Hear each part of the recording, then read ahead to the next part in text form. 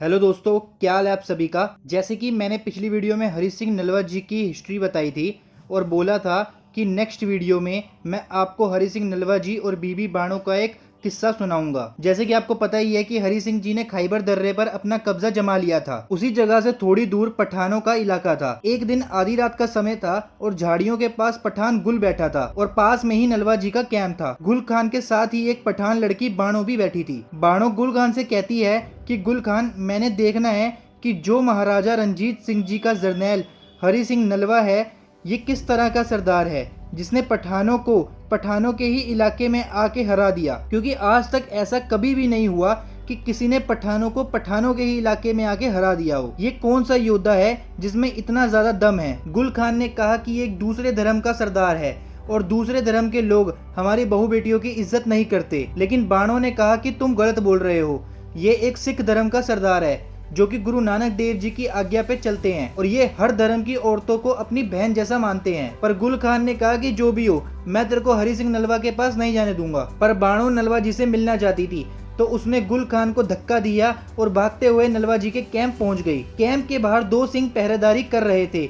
उन्होंने बाणो से पूछा कि आप कौन है और आपको क्या चाहिए। बाणो ने बताया कि उसका नाम बाणो है और वो उनके सरदार हरी सिंह नलवा जी से मिलना चाहती है। पहरेदारों ने यह सुन के बाणो से पूछा कि बीबी जी, आधी रात का समय है, क्या आपको बहुत जरूरी काम है। जिस पे बाणो ने कहा कि बहुत जरूरी काम है। फिर सिंगों ने कहा कि ठीक है, मैं नलवा जी से पूछ के आपको बताता हूँ। थोड़ी देर बाद वो सिंह साहब बाहर आए और बोले, जाओ बीबी जी, अंदर नलवा जी आपका इंतजार कर रहे हैं। पर जैसे ही बाणो अंदर जाने लगी तो एक सिख ने बाणो के पास एक छोटी सी तलवार को देखा और बाणो को अंदर जाने से रोक दिया।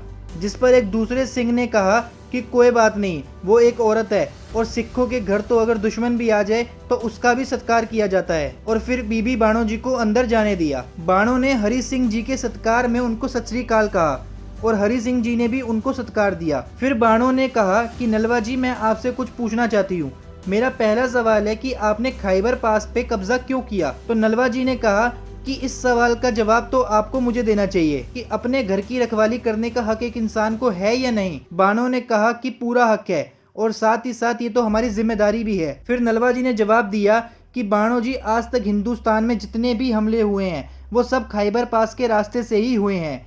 इसलिए हमने खैबर दर्रे पर कब्जा किया है ताकि अपने देश की हिफाजत कर सके और कोई भी हमारे देश पंजाब को लूट ना सके। फिर बाणो ने नलवा जी से पूछा कि आप इतने शक्तिशाली कैसे हो और आप कभी जंग हारते क्यों नहीं, और साथ ही साथ आपकी सेना की संख्या भी इतनी कम है और फिर भी आप जीत जाते हो। नलवा जी ने कहा कि हम इंसानियत के लिए लड़ते हैं और जुल्म के खिलाफ जंग करते हैं और हमारे गुरु गोविंद सिंह जी हमेशा हमारे साथ रहते हैं और हम सबको इंसान मानते हैं, किसी को भी धर्म से नहीं तोलते। इसीलिए हम किसी पे जुल्म भी नहीं करते और ना ही सहते हैं और यही वजह है जिसके कारण हम हमेशा जीतते हैं। ये बातें सुनकर बाणो बहुत खुश हुई और कहा कि हरी सिंह जी, मैं आपसे शादी करना चाहती हूँ ताकि मेरा बेटा आपके जैसा ताकतवर हो। जिस पर नलवा जी ने कहा कि मैं आपसे शादी नहीं कर सकता, मेरी ऑलरेडी शादी हो रखी है। जिस पर बाणो ने कहा कि मैंने तो सुना था कि जो भी गुरु नानक के घर जाता है वो कभी खाली हाथ वापस नहीं आता और सिख के भी अगर कोई घर जाता है तो वो भी खाली हाथ वापस नहीं आता। फिर नलवा जी ने कहा कि ये बिल्कुल सच है कि जो भी गुरु नानक के घर जाता है